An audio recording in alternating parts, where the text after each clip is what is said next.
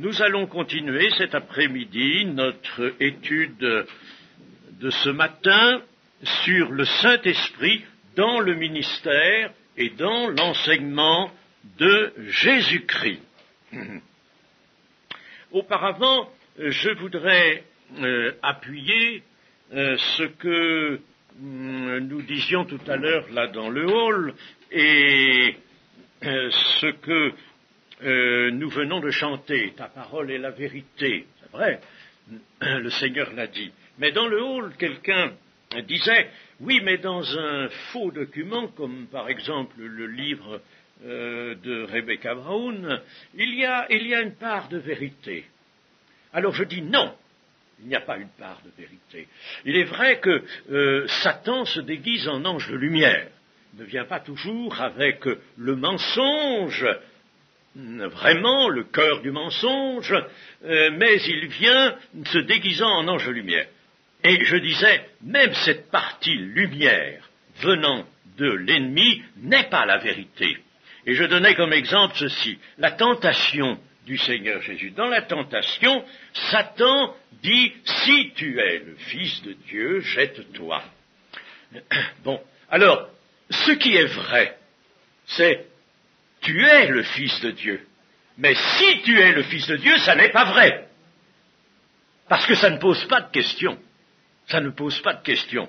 Et puis, quand le diable propose à Satan de se jeter, propose à Jésus de se jeter du point élevé où il l'avait conduit dans le haut des portiques du temple, là, de se jeter de haut en bas, lui citant l'Écriture et lui disant, les anges, il est écrit que les anges te porteront sur leurs mains afin que ton pied ne heurte pas, que tu ne te fasses pas du mal, tu vas arriver en bas sans dommage, et comme cela, tu auras montré que tu es le Fils de Dieu. Bon, cette citation, on pourrait dire, c'est la vérité. Non, ce n'est pas la vérité. C'est bien une citation textuelle, en partie, tout au moins textuelle, mais elle n'est plus la vérité parce qu'elle est assortie d'une fausse intention, d'une mauvaise intention, d'un esprit de mal.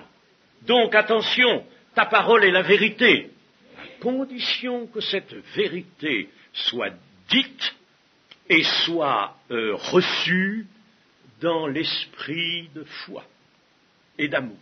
Vous voyez, n'est-ce pas? Pour que la parole soit la vérité, il faut la recevoir dans un esprit d'amour. Voilà. Ceci étant dit, nous allons lire dans Jean, Évangile de Jean, 14. Évangile de Jean 14, verset 15. Nous avons un passage magnifique ici.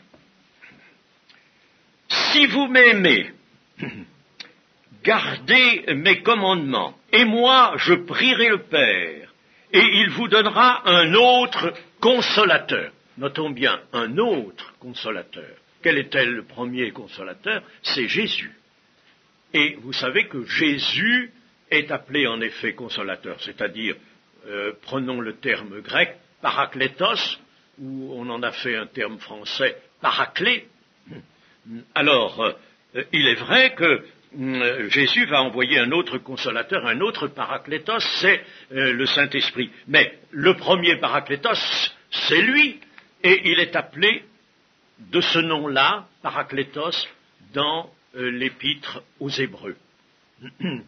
Lui qui intercède pour nous, Jésus reçoit là cette désignation aussi de Paraklétos. Alors on comprend pourquoi ici Jésus dit « Il vous donnera un autre Paraklétos que moi-même, afin qu'il demeure éternellement avec vous, l'esprit de vérité, que le monde ne peut recevoir parce qu'il ne le voit point et ne le connaît point. Mais vous, vous le connaissez car il demeure avec vous et il sera en vous.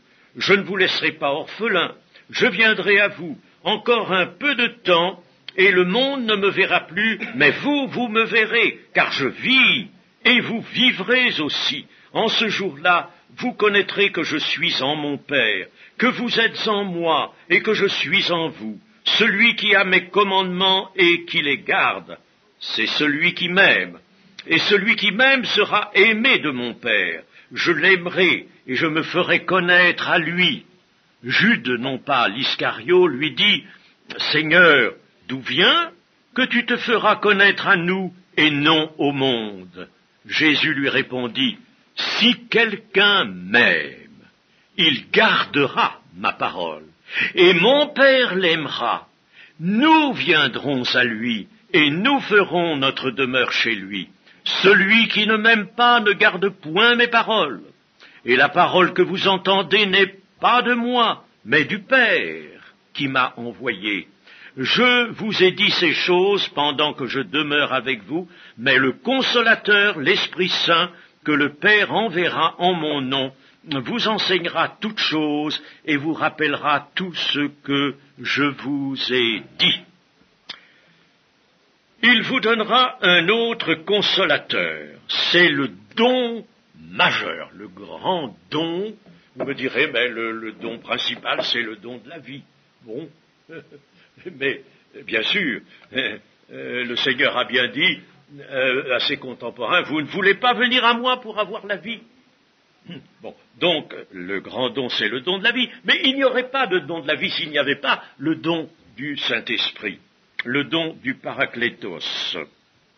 Donc c'est un don majeur. Et ce don est la source de toutes les autres possessions qui nous seront accordées. Je rappelle ce que nous avons lu ce matin dans les Proverbes. Garde ton cœur plus que toute autre chose, car de lui viennent les sources de la vie. Le Paraklétos sera en vous, dit le Seigneur, et il va là, comme nous l'avons lu dans Jean 4, déterminer une source qui jaillira jusque dans la vie éternelle. Donc il est vrai que de notre cœur, quand nous avons reçu le Saint-Esprit, de notre cœur viennent les sources de la vie. Nous avons besoin d'une source spirituelle à pied d'œuvre. Et là est un principe constant enseigné dans toute l'Écriture. Vous n'aurez plus faim, vous n'aurez plus soif, vous aurez tout ce qui vous sera nécessaire. Et puis il y a le psaume 87, je n'ai pas cité ce matin, qui dit « Toutes mes sources sont en toi, toutes mes sources, la source de la vie, la source de l'amour, la source de la sagesse, de l'intelligence, la source de la force, toutes mes sources sont en toi. » Alors, au sujet du terme paraklétos, qui est traduit par consolateur, lorsque on jette les regards dans un ouvrage assez important, comme le Matthius par exemple en 6 volumes, eh bien on s'aperçoit que paraklétos est difficile à traduire en français, et pour le traduire, il faudrait peut-être employer 8 ou 10 termes, mais tout cela n'est pas absolument indispensable. Je pense que le meilleur terme, paraklétos veut dire non seulement consolateur, consolateur n'est pas très bon. D'ailleurs, ce terme a été puisé de la Vulgate, c'est-à-dire de la Bible en latin. Vous voyez, par nos traducteurs ici. Je pense que la meilleure manière de traduire en un seul terme, on ne va pas aller chercher des quantités de mots, un seul terme, c'est un autre soutien. C'est simple, le mot est simple, un autre soutien. On peut dire aussi un autre défenseur. Un autre soutien. Le mot « autre » opère un rapprochement avec Jésus. Donc Jésus est lui-même, comme je viens de le dire, un soutien, un paraklétos. Un autre soutien qui sera prêt à venir en aide, un soutien vient en aide à tous les vrais enfants de Dieu dans leur lutte avec les difficultés, avec les épreuves, en traversant les épreuves, enfin avec tout ce qui nécessite de la lutte contre le péché lui-même. Le soutien, le paraklétos sera un soutien dans les moments de faiblesse. Il sera un conseiller au-devant des décisions à prendre. N'oublions pas que le Seigneur Jésus lui-même est vu comme un conseiller. Il a même dit qu'il était notre directeur. Il nous dirige par esprit, bien sûr, par l'esprit. Et il y a en effet des décisions à prendre dans la vie, dans les moments d'abattement, de souffrance surtout. En définitive, le Paraklétos, le Saint-Esprit, fera dans la suite des générations de disciples qui vont se succéder ce que le Maître, lui, le premier Paraklétos, visiblement présent, faisait au milieu des disciples contemporains. Et c'est de la part du Père, nous l'avons déjà souligné, que Jésus enverra le Paraclet. Il viendra et il restera. Il restera. Il est appelé l'Esprit de vérité. L'Esprit de vérité, nous l'avons vu là dans le verset 17, l'Esprit de vérité que le monde ne peut recevoir. Et cette expression figure encore au chapitre 16 de Jean, verset 3, et ils agiront ainsi parce qu'ils n'ont connu ni le Père ni moi. Chapitre 16, c'est un peu... c'est au chapitre 13, au verset 13, pardon. Quand le Consolateur sera venu, l'Esprit de vérité, il vous conduira dans toute la vérité. La vérité, il faut savoir ce que ces mots signifient. Il faut savoir, dans la méditation, s'arrêter quelquefois aux termes bibliques, sachant bien que les termes bibliques ont toujours, même, bien sûr, ils sont empruntés au langage courant, mais ils ont toujours une couleur particulière. Alors, il faut s'y arrêter. Qu'est-ce que la vérité? La vérité, selon l'étymologie même des termes employés en hébreu et en grec, la vérité, c'est ce qui est solide, sûr, constant, stable. Voilà. L'idée, donc, de vérité, c'est quelque chose d'indestructible, c'est constant. Ça ne peut pas changer. C'est solide et c'est stable, déjà. Et le contenu de la vérité, donc, est quelque chose d'absolument définitif. Ça ne peut pas varier du tout. La vérité, c'est encore l'action de Dieu à l'égard de l'homme. Quand Dieu agit à l'égard de l'homme, c'est la vérité. Ta parole est la vérité, cela veut dire aussi ta parole viendra, d'ailleurs dans le chapitre 17 de Jean, c'est bien le sens que ça prend, ta parole viendra pour les situer, pour les établir dans la vérité, parce qu'elle-même, elle apporte la vérité.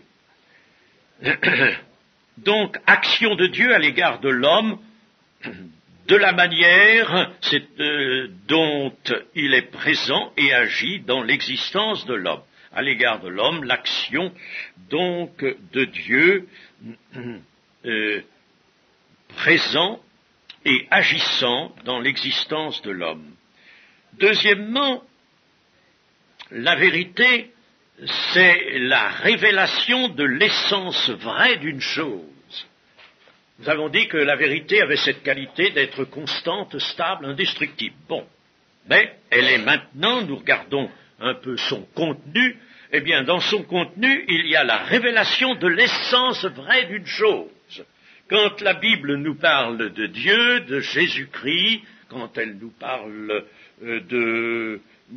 tout ce qui a été créé, de tout ce que Dieu nous donne ou nous propose, eh bien, il y a une révélation de faits, d'éléments dont l'essence est d'être vraie.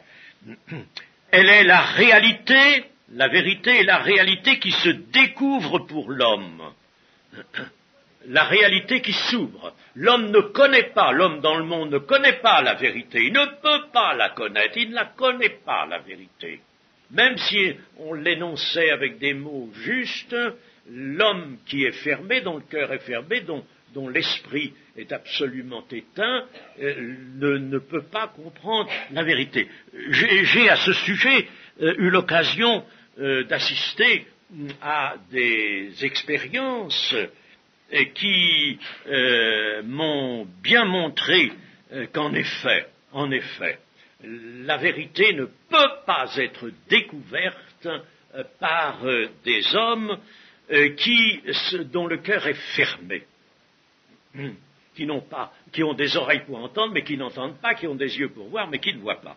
Eh bien, c'était un moment où, dans l'administration où je me trouvais, on avait la direction, la haute direction, nous avait donné pour le personnel des enseignants. Des enseignants. On voulait élever un peu le savoir, le niveau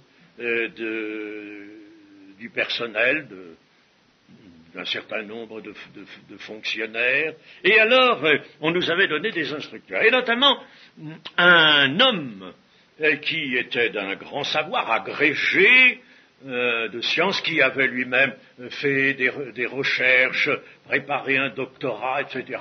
Oh, un grand crack, on ne nous avait pas donné n'importe quoi.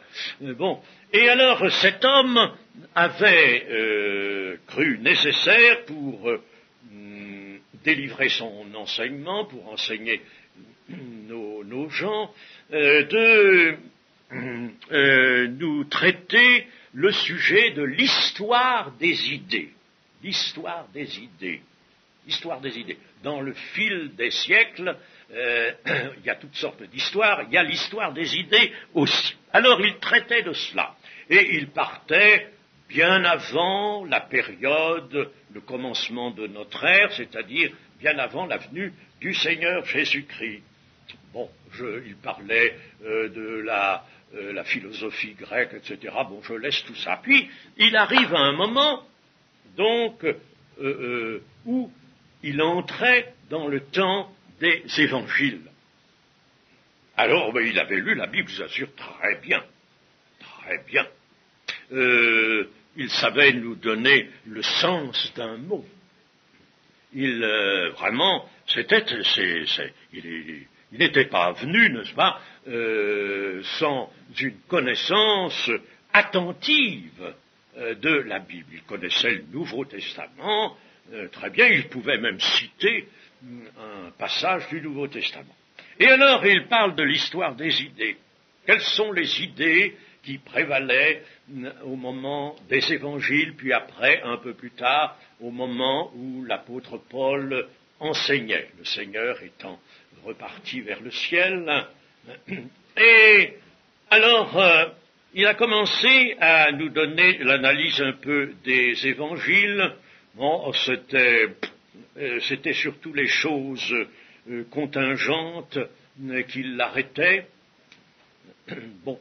Et puis, il arrive aux épîtres de Paul, et là, il a tenté de nous donner le sens général, l'esprit de ça. Ah, si vous aviez entendu ça, c'était un beau langage que le sien, mais si vous aviez entendu ça, il n'y avait pas un liard de vérité, il n'y avait pas un grain de la pensée même de l'apôtre Paul. Rien. C'était à côté, tout à fait à côté. Il n'y comprenait rien. Il faisait une analyse, l'analyse d'un lettré, n'est-ce pas, mais il n'y comprenait absolument rien. Ça a été pour moi une expérience dont je me suis toujours souvenu, vous voyez, je m'en souviens encore, une expérience déterminante, n'est-ce pas. J'ai dit vraiment, c'est exact. Voilà un homme d'une haute culture. Il a lu, il a relu, il a bien étudié le Nouveau Testament, et il n'y comprend rien du tout. Il est tout à fait à côté. C'est vraiment extraordinaire. Donc c'est pas par l'intelligence d'homme, voyez-vous, que l'on peut pénétrer la vérité.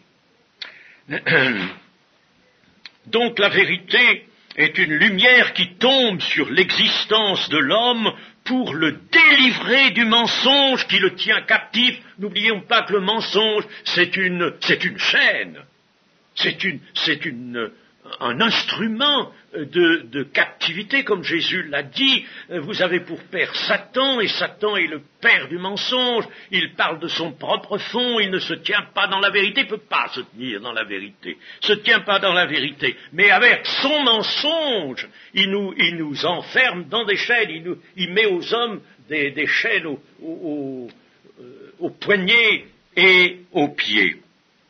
Et Jésus disait ceci: je dis la vérité, je rends témoignage à la vérité. Ce qui ne signifie pas seulement mes paroles sont exactes. Il ne faut pas comprendre ça. Ce serait alors là, nous, faire du terre à terre, n'est-ce pas? Mes paroles sont exactes. C'est vrai que les paroles du Seigneur sont exactes. Bon, mais ce n'est pas ça seulement qu'il voulait dire. Il ne voulait pas dire seulement je ne mens pas. Je dis la vérité, je ne mens pas. Mais bien plus, il voulait dire ceci: mes paroles sont la manifestation de l'œuvre de Dieu en vous, pour votre bien, pour votre affranchissement. Mes paroles apportent un travail de vie, de vivification en vous. Mes paroles sont la vérité, une vérité qui a du dynamisme et qui travaille en vous. Voilà ce que le Seigneur voulait nous dire. Je lirai là un verset au chapitre 8 de Jean, le verset, l'évangile de Jean, chapitre 8 et le verset 32. Vous connaîtrez la vérité, un petit peu plus haut. Si vous demeurez dans ma parole, vous êtes vraiment mes disciples. Si vous demeurez, c'est-à-dire si vous vous maintenez dans ma parole, vous êtes vraiment mes disciples. Vous connaîtrez la vérité, et la vérité vous affranchira. La vérité vous affranchira. Voyez le rôle de la vérité, voyez le dynamisme de la vérité. Et puis, je dirais encore ceci sur le compte de la vérité: Jésus est la parole pleine de grâce et de vérité, comme nous l'avons vu ce matin. Jésus est la vérité. Je suis le chemin, la vérité et la vie. Et il ne faut pas chercher Dieu à côté et en dehors de lui. Alors méfions-nous de ceux, qu'ils soient présents dans l'Église, dans le rassemblement, ou qu'ils n'y soient pas, qu'ils soient en dehors, enfin ceux qui nous parlent de l'Évangile. Il y a beaucoup de gens qui veulent nous parler de l'Évangile à bon escient ou à très mauvais escient, souvent. Eh bien, méfions-nous de ceux qui veulent disserter à côté des paroles de l'Évangile ou de la Bible, à côté des paroles. Et alors, ils disent, oui, Jésus a dit ceci, a dit cela, et alors ils vont nous amener à côté de la parole, à côté de la portée de la parole de Jésus, à côté de son réel contenu. Ils vont chercher à côté, en dehors de cette parole, en dehors de Jésus. Il faut avoir du discernement, chers amis. Je dis ça parce que c'est vrai, il y a des chrétiens, et ça c'est toujours une chose infiniment attristante, des chrétiens qui disent, oui, mais un tel, il m'a dit que, une telle m'a dit que ceci, que cela, et puis alors on retient des assertions des explications qui sont en marge, en dehors de la portée même des paroles du Seigneur, donc en dehors du Seigneur Jésus. Voilà, pour la vérité. Alors, l'esprit de vérité fera pénétrer la vérité en l'esprit du disciple. L'esprit de vérité, c'est lui qui se charge de faire pénétrer la vérité. Ça ne pénètre pas autrement. Le chapitre 2 de 1 Corinthiens nous dit bien que pour ceux qui aiment Dieu, Dieu va, par l'Esprit, leur révéler jusque des choses cachées, jusque dans les profondeurs, les conduire jusque dans les profondeurs de Dieu. L'Esprit de vérité, c'est lui qui va vraiment nous conduire et nous établir dans la vérité. Il la fera pénétrer. Il donnera à la vérité sa pleine assise, qui ne provient pas nécessairement de l'analyse littérale d'un texte. L'analyse littérale d'un texte, je m'en méfie. Ça peut être utile, mais attention, il faut absolument que nous sentions vraiment l'esprit nous montrer, nous établir dans la vérité. Et c'est tellement vrai, chers amis, que nous ne sommes pas, nous, des grands connaisseurs en hébreu, en grec, on se sert un peu du vocabulaire, c'est intéressant, ça nous permet d'avoir assez souvent une meilleure notation de termes ou d'une phrase. Bon, mais enfin, nous ne sommes pas des connaisseurs en hébreu et en grec. Et j'ai remarqué ceci, c'est que assez souvent, le Saint-Esprit, quand on veut méditer avec le désir vraiment de pénétrer, le Saint-Esprit nous montre l'imperfection d'une traduction à un certain passage. Il y a quelques imperfections, il y en a, dans Second notamment. Moi j'ai une Bible où j'ai corrigé pas mal de passages, mais je me souviens que le Saint-Esprit, plus d'une fois, m'a laissé en alerte. C'est pas tout à fait ça. Alors je cherchais, et j'ai trouvé dans des ouvrages spécialisés vraiment un sens très différent et qui en effet était celui que l'Esprit m'avait montré. L'Esprit m'avait montré le sens véritable, en marge peut-être de la traduction, le sens véritable d'un passage. C'est merveilleux. Vous voyez, je ne dis pas qu'il faut se confier à toutes ces intuitions. Méfions-nous parce qu'il peut y avoir des intuitions humaines. Mais si nous sommes humbles, simples, nous attendons au Seigneur dans la confiance pour méditer la parole, il nous guide, il nous conduit vraiment au sens réel, exact, malgré la traduction. La traduction est utile, mais dépassant la traduction, il nous amène au contact même de la véritable pensée que l'Esprit a entendu exprimer. C'est lui qui écrit la Bible, l'Esprit, et c'est lui qui va nous l'ouvrir, bien sûr. Donc l'Esprit de vérité nous fera connaître la vérité et l'expérience de la vérité. Il nous fera faire l'expérience. Il nous conduira dans toute la vérité, il nous fera faire l'expérience. Il va nous conduire dans l'expérience de la vérité. Ce n'est pas tout d'avoir la vérité en tant que pensée juste en soi. Et nous ne restons pas, attention, nous chrétiens, nous ne restons pas dans le monde des idées.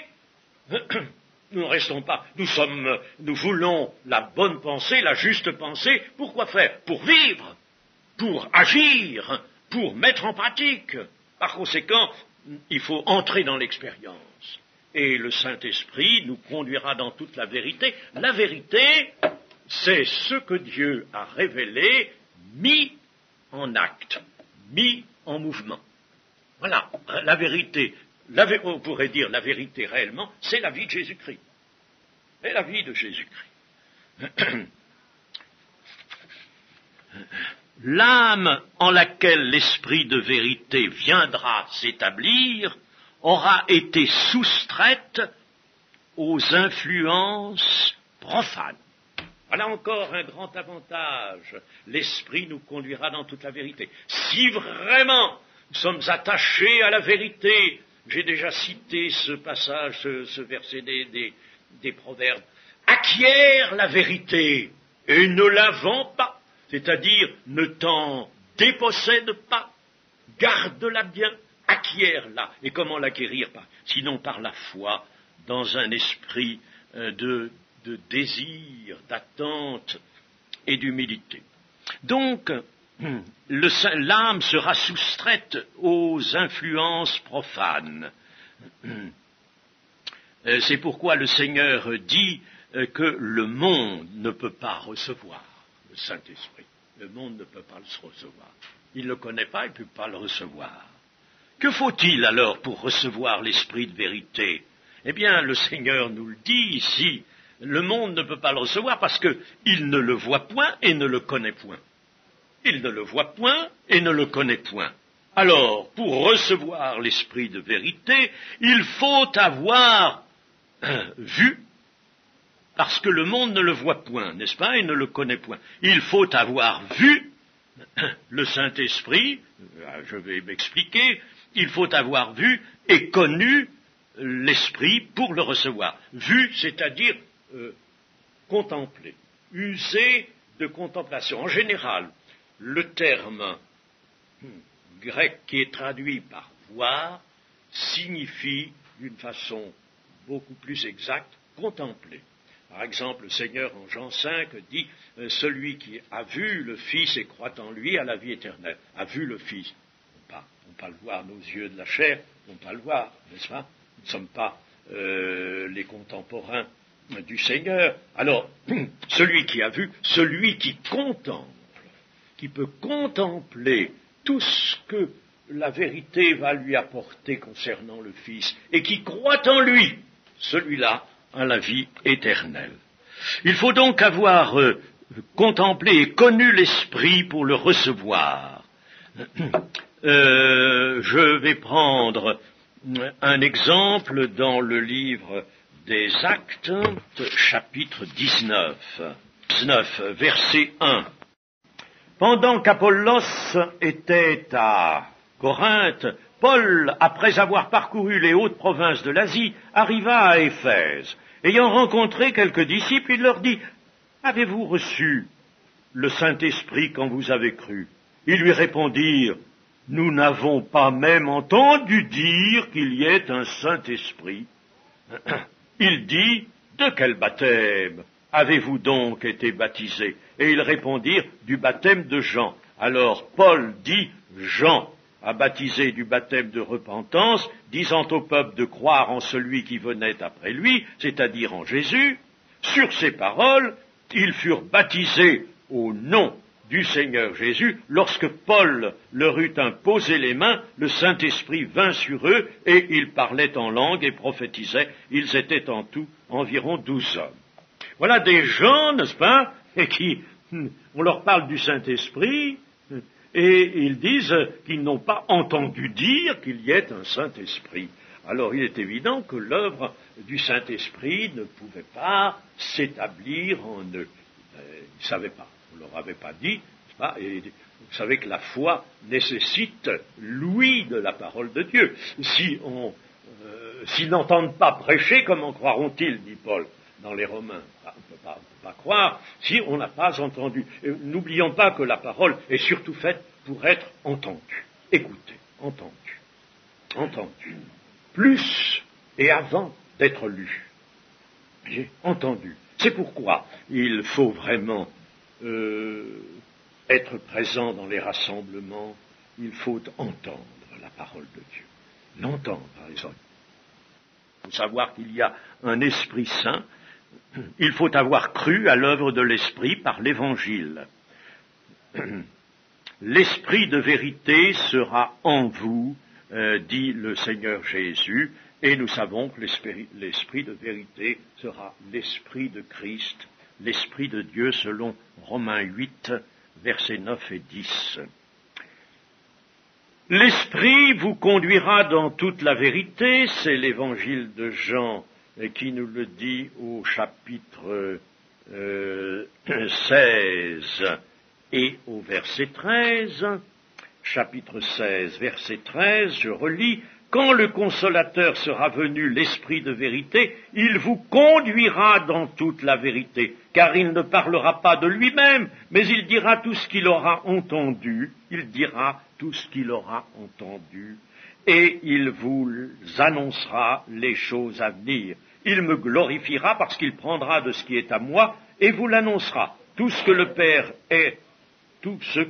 Père a est à moi, c'est pourquoi j'ai dit qu'il prend de ce qui est à moi et qu'il vous l'annoncera. Il ne parlera pas de lui-même. Le Saint-Esprit ne prend pas d'initiative.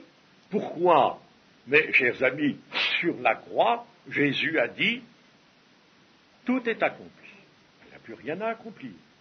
Ce qu'il faut, c'est annoncer, c'est diffuser, c'est répandre. Mais sans ça, tout est accompli. Par conséquent, le Saint-Esprit ne va pas prendre des initiatives en dehors de ce que le Fils a lui-même accompli. Nous aurons le temps, je pense, de voir cela dans un aperçu de doctrine, voir ce qui est plus particulier au Père, plus particulier au Fils et plus particulier au Saint-Esprit. Alors, vous conduira dans toute la vérité. Certains commentateurs ont dit, ça signifie que le Saint-Esprit rappellera aux apôtres ce qu'ils ont entendu du Seigneur, afin que les apôtres puissent écrire la Bible. Mais c'est pas, le Nouveau Testament n'est pas écrit par des apôtres seulement. Le Saint-Esprit est écrit par Luc, par exemple, en partie qui n'était pas apôtre. Il n'y a pas que des apôtres. Et puis c'est limiter la portée excellente de cette parole du Seigneur. L'Esprit vous conduira dans toute la vérité. Le terme ici employé, d'ailleurs, signifie, le terme grec a pour sens guider dans un chemin. Le Saint-Esprit vous guidera dans un chemin. Ça ne veut pas dire qu'il va vous rappeler, parce que vous n'avez pas, les apôtres ont perdu la mémoire, n'ont pas assez de mémoire, n'ont pas pu enregistrer tout, alors il va suppléer leur mémoire. Non, il l'a fait peut-être, bien sûr, mais ce n'est pas ça. Il vous guidera dans un chemin. Il vous guidera par conséquent dans la voie du salut.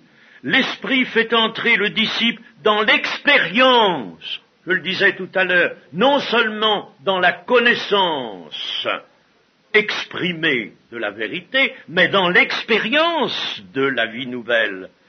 La vérité, c'est Jésus, je le répète, c'est sa vie parfaite qui est un exemple à suivre, l'exemple à suivre. En somme, l'Esprit fera réaliser aux disciples, réaliser pratiquement le plan divin dont la marche de Jésus est la révélation. Le disciple sera conduit donc dans une réalisation pratique du plan divin, et cela à l'exemple de la marche de Jésus lui-même. Il vous annoncera les choses à venir, c'est-à-dire il va vous ouvrir l'esprit au plan divin futur, le plan des glorieuses destinées de l'Église. Naturellement, pas en dehors du champ de la parole de Dieu, de l'Écriture. L'Écriture est non seulement une grande source, mais l'Écriture assigne une limite à la révélation. Il ne faut pas aller au-delà de ce qui est écrit. Mais le Saint-Esprit, dans le champ de ce qui est écrit, il y a beaucoup de choses. Alors là, le Saint-Esprit vous conduira dans la connaissance des glorieuses destinées de l'Église. Ainsi, pour que nous mettions réellement la parole de Dieu en pratique, pour que nous la rendions réelle et effective dans nos vies, chacun dans notre vie, l'action directrice du Saint-Esprit est indispensable. Et c'est ainsi que Paul dit dans l'épître aux Romains ce que je vais vous lire. Si vous vivez selon la chair, vous mourrez, mais si par l'esprit, vous faites mourir les actions du corps, vous vivrez, car tous ceux qui sont conduits par l'Esprit de Dieu sont fils de Dieu. Tous ceux qui sont conduits par l'Esprit sont fils de Dieu. On pourrait renverser les choses. Tous ceux qui sont fils de Dieu, réellement, sont conduits par l'Esprit de Dieu. Alors, donc, le Saint-Esprit mènera une action directrice qui nous est indispensable, absolument indispensable. Voyez quel rôle continuel assume le Saint-Esprit nous concernant. En somme, tout vrai disciple utilise sa vie à reproduire et à continuer l'œuvre du Christ, guidé en cela et soutenu en cela par le Saint-Esprit. Il faut continuer l'œuvre de Christ. Continuer, reproduire sa vie. En somme, l'Église vit la vie de son chef, c'est-à-dire de celui qui est la tête. Elle est le corps, elle et Jésus-Christ est la tête, et l'Église continue, c'est-à-dire chacun de ses membres, n'est-ce pas, doit continuer la vie de Christ. Quel beau programme que ça. Continuer la vie de Christ. Et au fur et à mesure de l'avance dans la marche du disciple, le Saint-Esprit forme en lui, en même temps, la nature du Seigneur. Et le rend participant de la divinité du Seigneur. Ça, au fur et à mesure de la marche, n'est-ce pas?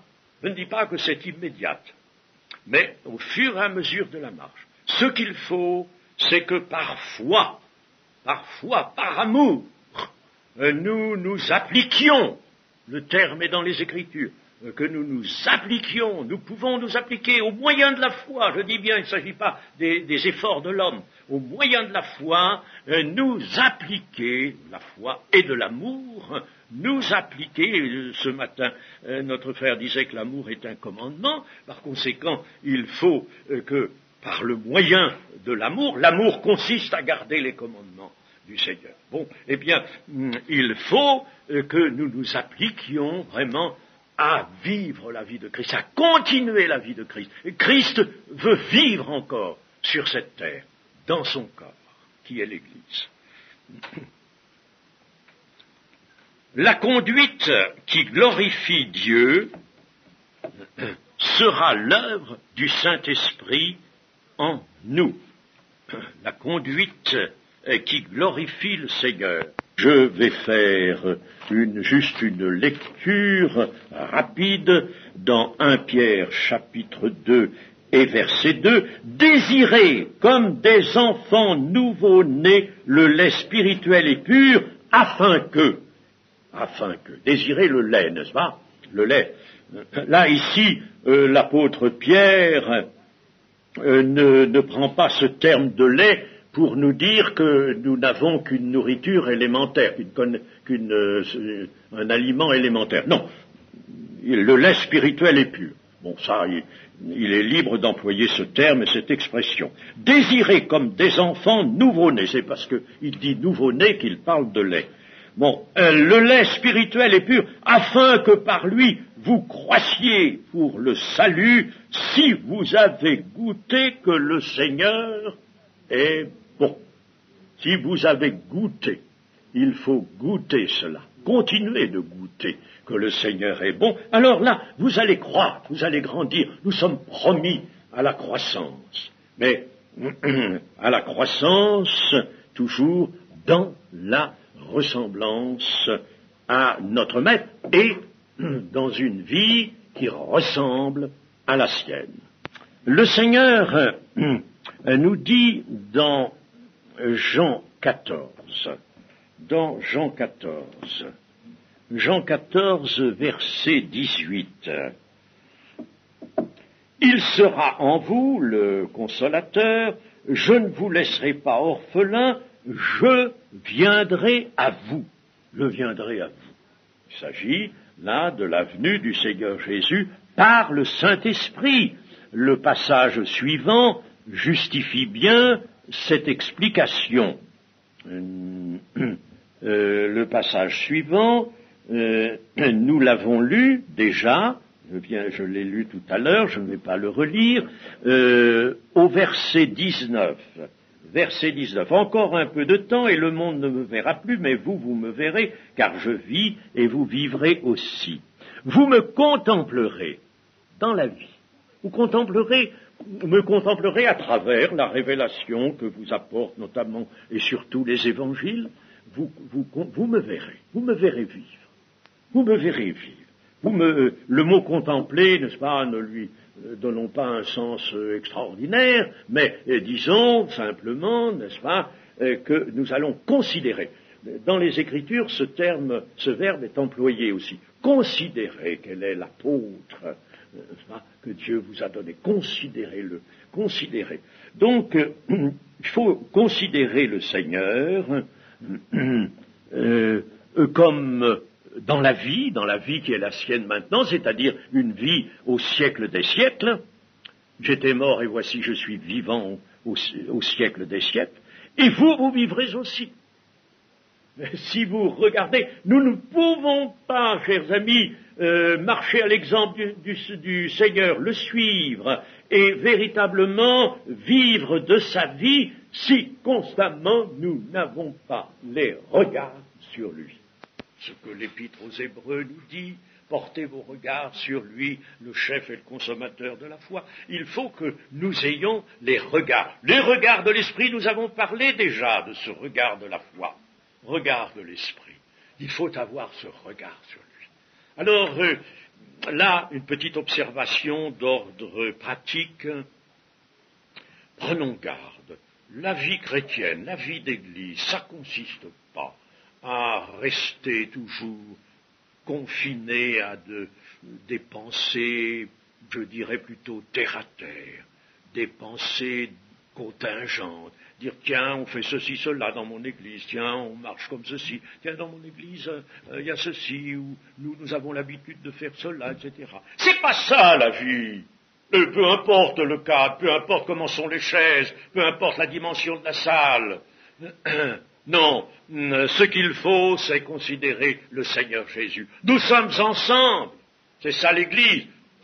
Merci, gloire à Dieu, c'est ce qu'il nous faut. Il faut que nous soyons ensemble. L'Église, c'est un rassemblement. Bon, mais peu importe les dispositions d'ordre pratique, elles sont nécessaires, bien sûr, mais c'est pas ça qu'il faut considérer.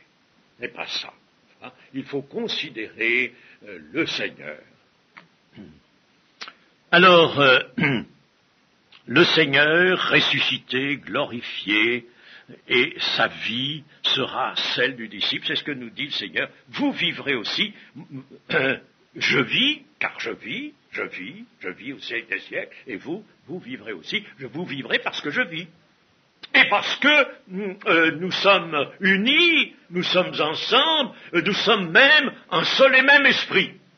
Votre esprit d'homme réveillé est lié à mon esprit à moi, dit le Seigneur. Nous sommes ensemble, un seul et même esprit, une seule et même plante. Voilà. Par conséquent, je vis, vous vivrez, vous aussi. Au verset 20.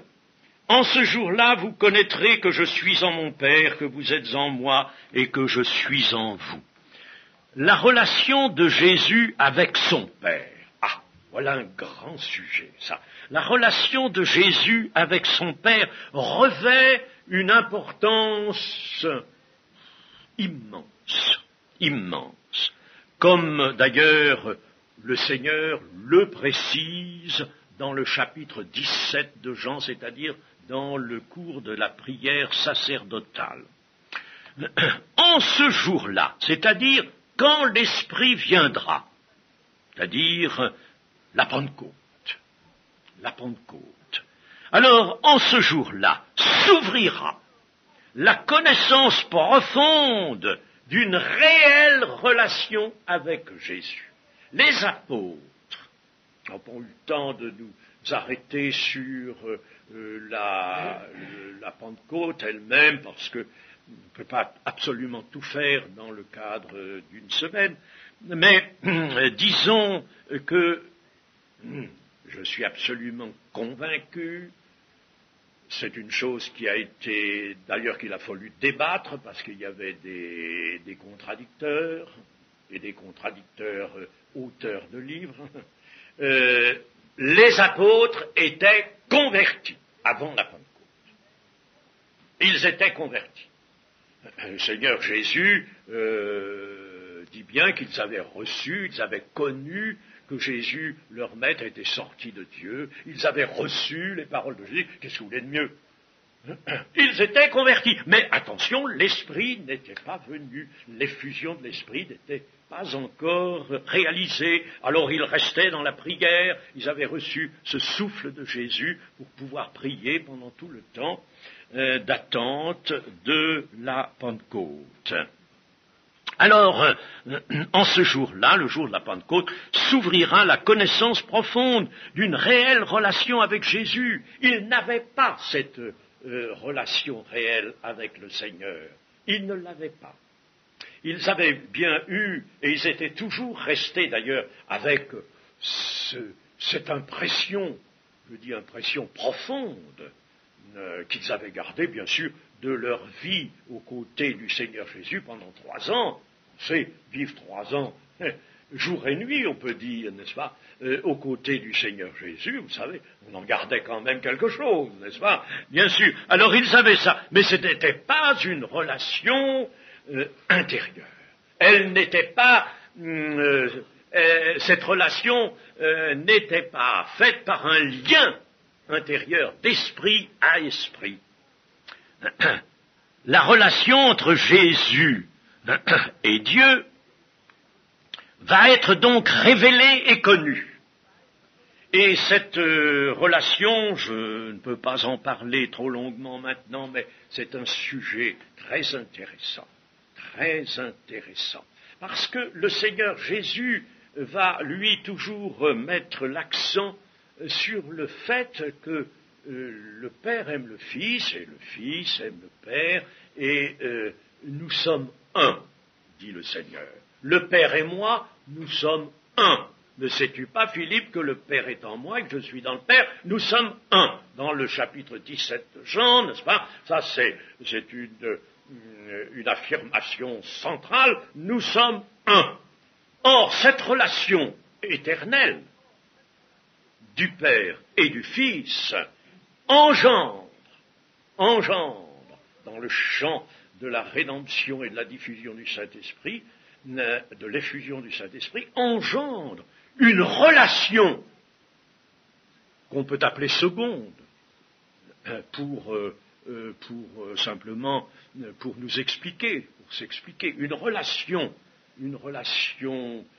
corollaire, on pourrait dire, en utilisant un mot mathématique, une relation corollaire, une relation de même nature, de même mot, que la relation du Père et du Fils. La relation du Père et du Fils étant donné l'œuvre de la rédemption faite entre-temps, la relation du Père et du Fils va engendrer une relation de même force, de même nature, entre le Fils et les disciples.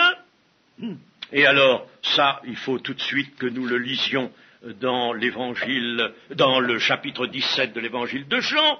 La voici, c'est au verset 20, lisons au verset 20 du chapitre 17.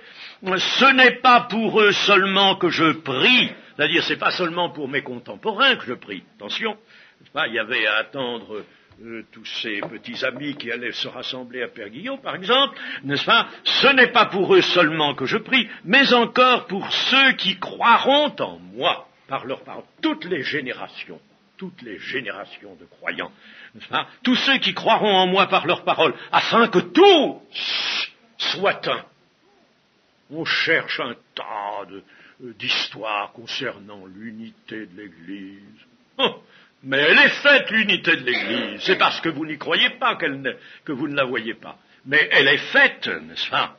Afin que tous soient un, comme toi, Père, tu es en moi, et comme je suis en toi, afin qu'eux aussi, toutes les générations de vrais croyants, afin que qu'eux aussi soient un en nous. Et bien entendu, un en nous, c'est-à-dire le Père et moi. Un en nous. Pour que le monde croie que tu m'as envoyé, c'est-à-dire que l'Église sera révélée au monde, sera vue du monde, de par cette relation que j'ai appelée seconde des membres de l'Église avec Jésus et avec le Père. Alors la relation, voyez l'idée que je veux exprimer, la relation du Père-Fils engendre une seconde relation, une autre relation qui est de même eau, la même, comme dit le Seigneur. La même, c'est pas une relation affaiblie, moins importante. Non, c'est la même. Une autre relation entre les membres de l'Église et le Père et le Fils. Voilà. Parce que le Père aime le Fils, parce que le Fils aime le Père, parce qu'ils sont un, les membres de l'Église. Et Dieu et Jésus-Christ sont un aussi. C'est le grand produit, le magistral produit de l'œuvre de la rédemption, suivi de l'effusion du Saint-Esprit. C'est magnifique, c'est absolument glorieux. Alors, je voudrais encore lire ceci, au verset 21. Alors, nous sommes toujours dans l'évangile de Jean, verset 21, nous étions au chapitre 14. Celui qui a mes commandements et qui les garde, c'est celui qui m'aime. Et celui qui m'aime sera aimé de mon Père, et je l'aimerai et me ferai connaître à lui. Alors Jude, là, place une observation. Seigneur, d'où vient que tu te feras connaître à nous et non au monde? Jésus lui répondit, si quelqu'un m'aime, voilà, et quelqu'un m'aime, voilà, ça c'est, voilà une chose, un fait, qu'il faut. Si quelqu'un m'aime, il gardera ma parole. Voilà, ça ne fait pas l'ombre d'un doute, ça va ensemble. Et mon Père l'aimera, et nous viendrons à lui. Nous, c'est le Père et le Fils. Nous viendrons à lui et nous ferons notre demeure chez lui. Moi, j'ai toujours relu ce verset avec vraiment toujours la même joie, la même reconnaissance. Autre reconnaissance, on veut louer le Seigneur, il faut lire un verset comme ça. On ne peut pas manquer de louer le Seigneur. La base de la réalisation de cette étonnante et merveilleuse promesse, c'est l'observation suivie des commandements du Seigneur. Ne cherchons pas d'autre voie d'accès à la promesse que cette fidélité-là, qui est une fidélité d'ordre pratique. Garder la parole, c'est l'observer. Une fidélité d'ordre pratique. Celui qui, dit le Seigneur, c'est-à-dire tout homme qui s'établit dans cette mise en pratique effective, parce qu'il aime, et l'amour et la mise en pratique, ça marche ensemble, ça va ensemble, l'un par l'autre. Bon, alors tout homme qui s'établit dans cette mise en pratique effective est l'homme qui aime le Seigneur. D'ailleurs, le Seigneur, au verset 24, donne le a contrario, le contraire, verset 24. Celui qui ne m'aime pas ne garde pas mes paroles, et la parole que vous entendez n'est pas de moi. Celui qui ne m'aime pas ne garde pas ma parole. Alors celui-là, bien sûr, le nous viendrons en lui, ça, c'est pas pour lui, ça. Ce n'est pas pour lui. Donc, celui qui s'établit dans cette mise en pratique est l'homme qui aime le Seigneur. Aucune démonstration, aucune exaltation ne remplaceront l'humble et persévérante fidélité de l'amour. Un amour sans fidélité, c'est pas l'amour, ça. Ça ne peut pas être l'amour. Pas possible. Même sur le plan humain, si on disait de quelqu'un, d'un couple, par exemple, le mari, oh, il aime bien sa femme. Il aime bien sa femme, mais il s'en va au dehors et il fait toutes sortes de choses qui sont contraires au maintien de l'union. Bon, alors, il aime, ça veut rien dire, ça. Non, s'il aime vraiment sa femme, il lui sera fidèle. Il lui sera fidèle. Eh bien, par conséquent, l'amour et la fidélité vont ensemble et ne peuvent pas être séparés. Je dis qu'aucune des exaltations, ça ne veut pas dire qu'il n'y ait pas de saintes exaltations, mais ce n'est pas l'exaltation qui va nous amener à être vraiment bénéficiaires de cette promesse, nous viendrons à lui et nous ferons notre demeure chez lui. Ce n'est pas l'exaltation, si elle est produite vraiment par l'esprit, bon, c'est très bien, tout dépend de la richesse émotionnelle des uns et des autres. Il y a des gens qui ne sont pas tellement portés à l'émotion, ils sont comme ça. D'autres, au contraire, sont assez rapidement mises en mouvement, leur émotion est mise en action, ils sont émotionnels, bon, ils ont une vie affective plus à fleur de peau, bon, alors ils peuvent manifester plus d'exaltation, bon, c'est pas mal si ça vient de l'esprit, c'est très bien, mais ce n'est pas ça. Ce n'est pas ça qui va nous rendre vraiment possesseurs de cette promesse. Celui qui m'aime sera aimé de mon Père, je l'aimerai, je me ferai connaître à lui. Nous sommes ici au centre du message de vérité. Le message de vérité.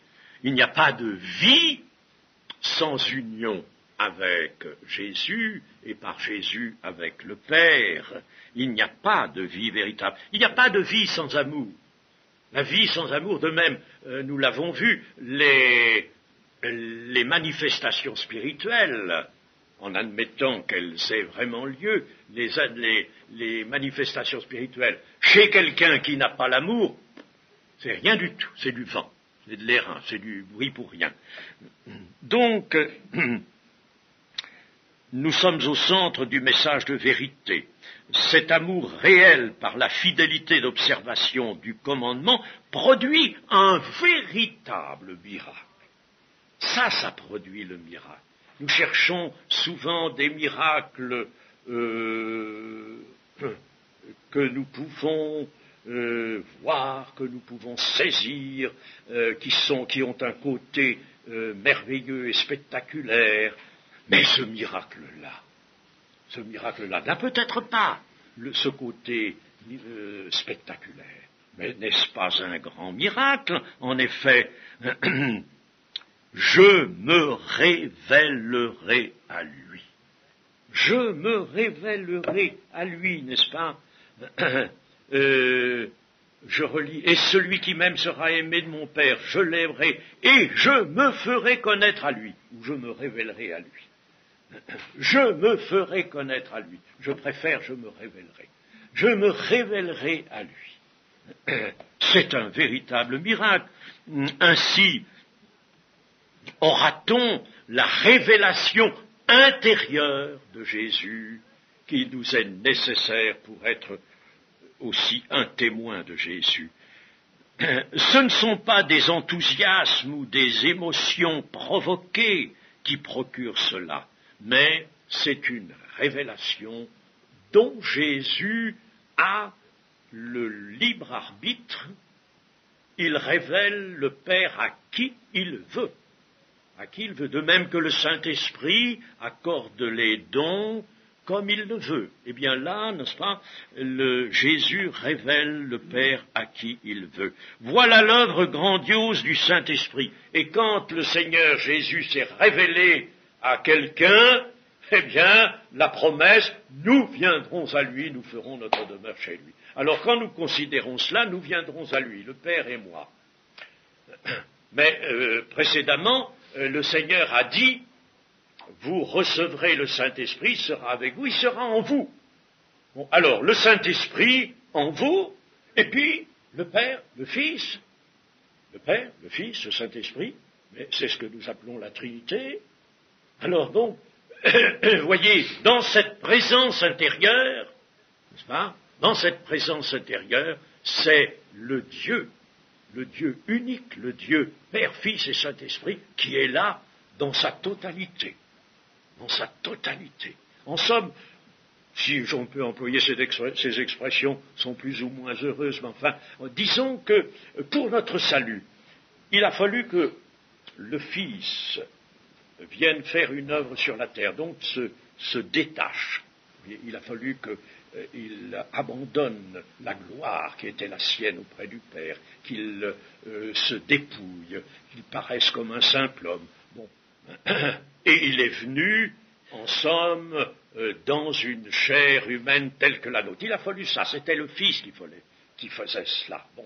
Et puis, lorsque l'homme de foi, le pécheur repenti, homme de foi, vraiment a saisi le fruit de l'œuvre de la rédemption en Jésus-Christ, alors, à ce moment-là, le Saint-Esprit est venu. Le Saint-Esprit l'a sanctifié, comme nous l'avons vu. Le Saint-Esprit l'a régénéré, la régénération. Il a reçu un cœur nouveau, il a été régénéré. Et régénéré dans le grec, c'est la palingénésia, c'est-à-dire le nouvel engendrement, la nouvelle naissance.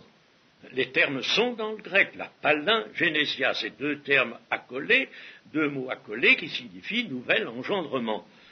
Eh bien alors donc, le Saint-Esprit a provoqué ce nouvel engendrement. Bon, alors, le Fils, qui a été vu, qui a été cru, bon, dont l'œuvre est intervenue, le Saint-Esprit qui a communiqué le fruit de cette œuvre, et puis alors, ensuite, c'est la promesse, nous viendrons à lui, mais sous une condition, c'est qu'il y ait un amour réel, c'est-à-dire une mise en pratique des commandements. Et si cette mise en pratique, donc, est vraie, alors le Saint-Esprit